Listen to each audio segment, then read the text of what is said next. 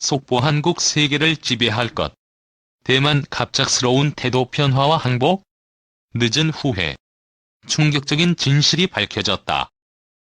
문학의 숲과 나부터 개혁 실천 세계연합은 22일 오후 3시 전주 경원동 소재 한국전통문화전당 교육실에서 회원 100여 명이 참석한 가운데 윤생진 에너지연구소 앤드 뮤어팩트 코리아 대표를 초청해 특강을 개최했다.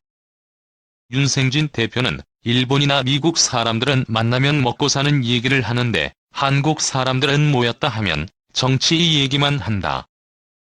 정치 얘기 안 하면 사람으로 취급하지 않는다. 왜 우리는 정치만 붙들고 있는지 모르겠다. 그것은 나라의 교육이 잘못되고 있기 때문이라고 일침을 가했다. 그는 초등학교를 6년에서 5년제로 개편하고 중고등학교를 묶어서 5년제로 대학은 3년제로 개편해야 한다. 수업 시간을 늘리고 열심히 공부하면 학제를 1년씩 단축해도 충분히 소화할 수 있다고 했다. 윤 대표는 또 한국의 정치인은 여당이 하는 일은 야당이 무조건 반대하고 야당이 하는 일 또한 여당이 무조건 반대하는데 이는 잘못된 정치문화 때문이다. 편협된 정치문화로는 한국을 발전시킬 수 없다. 이런 잘못된 문화를 반드시 바로 잡아야 한다고 역설했다. 그는 일본이 자동차로 세계를 지배하려고 했는데 이제 새로운 자동차가 대한민국에서 나온다면서 자신이 전라도 사람으로 유명해지면 대한민국에서 유명한 사람이 되고 결국 세계에서 유명한 사람이 된다. 앞으로 세계 경제를 움직이는 사람은 전라도에서 나오는데 그 사람이 바로 윤씨라는 사람이라고 하자 수강생들로부터 폭소를 자아내기고 했다. 윤 대표는 이어 인류가 멸망하는 길은 두 가지가 있다. 첫째는 핵폭탄이요. 둘째는 지구온난화다. 핵폭탄이 날아들면 순식간에 1000만 명이 죽는다. 또 지구가 변하면 사람도 변하고 지구가 뜨거우면 해수면이 높아지는데 이렇게 되면 울산 현대자동차 원자력 발전소가 전부 물에 잠기기는 등 대재앙이 올 것이라고 경고했다. 윤생진 대표는 강의 말미에 일본이 한국을 이기지 못하며 한국이 반드시 일본을 앞선다. 그 주체가 전라도이며 전라도 사람이 한국을 바꿀 것이고 세계를 지배할 것이다. 그 속에 새만금이 있다. 그리고 머지않아 한국에서 노벨 과학상 등 노벨상 수상자가 몇 개 나올 것이다. 한국인이 노벨상을 받으려면 과학을 우선순위에 두고 과학기술의 정책에 집중해야 한다고 역설했다. 그는 끝으로 전라도에서 세계 경제를 살릴 인물이 반드시 나온다며 조직의 쓴맛을 보여주자라는 구호를 외치는 것으로 특강을 마무리 지었다. 한편 윤생진 대표는 1978년 금호 타이어에 입사해 2007년 금호그룹 전무로 승진한 고졸 성공 신화의 주인공으로 재직 기간 동안 18,600건의 아이디어와 발명 등으로 생산성 향상과 불량 감소, 원가 절감, 품질 향상 등의 공로로 훈장 2회, 대통령상 5회, 사장 표창 52회, 사내 특진 7차례를 거듭하는 등 일명 제안왕으로 불리는 혁신의 대명사이다.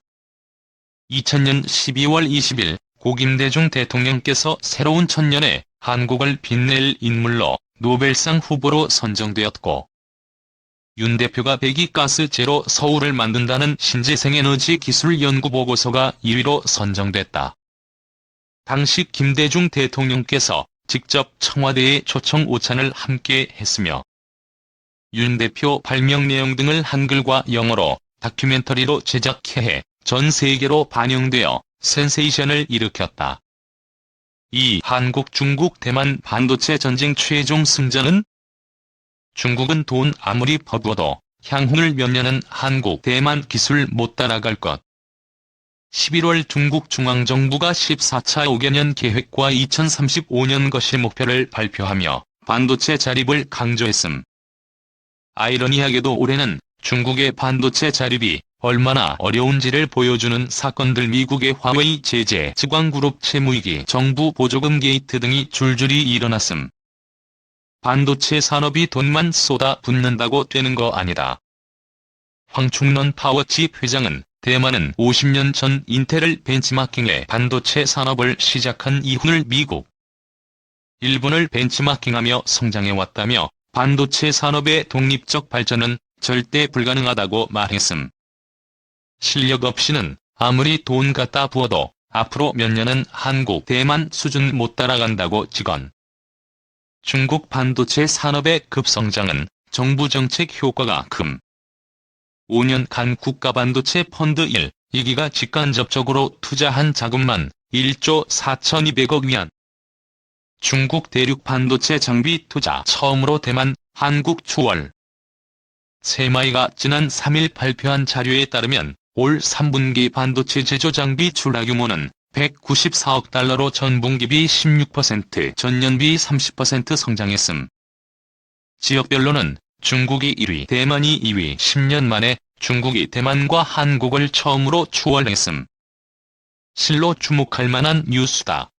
그러나 자오스룬 세마이 대만 지사장은 중국 반도체 산업의 성장을 무시할 순 없지만 현재 EDA 장비나 일부 핵심 장비들을 미국 기업이 주도하고 있기 때문에 한동안은 난관 극복하기 어려울 것이라고 내다봤음.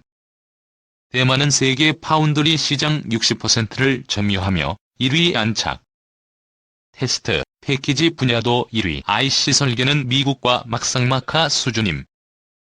IC 설계는 중국 대륙이 가장 맹추격하는 분야. 디램 시장은 한국과 미국이 장악한 가운데 대만은 미국과의 협력을 통해 일부 시장 확보. 한국은 세계 최강인 디램, 세계 2위인 삼성전자 파운드리 외에는 대만, 중국에 뒤지고 있음. 대만 반도체 산업의 견인차 역할인 TSMC는 앞으로 몇 년간 선단 공정에서는 대적할 상대가 없어 보임.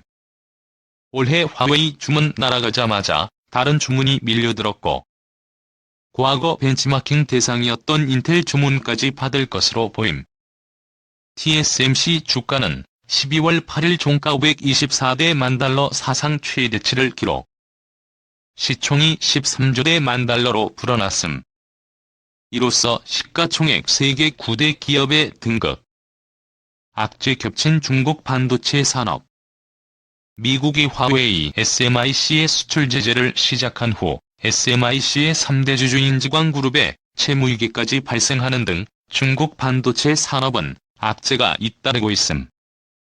12월 4일 SMIC가 미국 블랙리스트에 오르자 블룸버그 통신은 중국 최대 웨이퍼 제조사가 TSMC를 따라잡으려면 아직 갈 길은 먼데 이제 더 어려워졌고 심지어 불가능해졌다고 보도했음.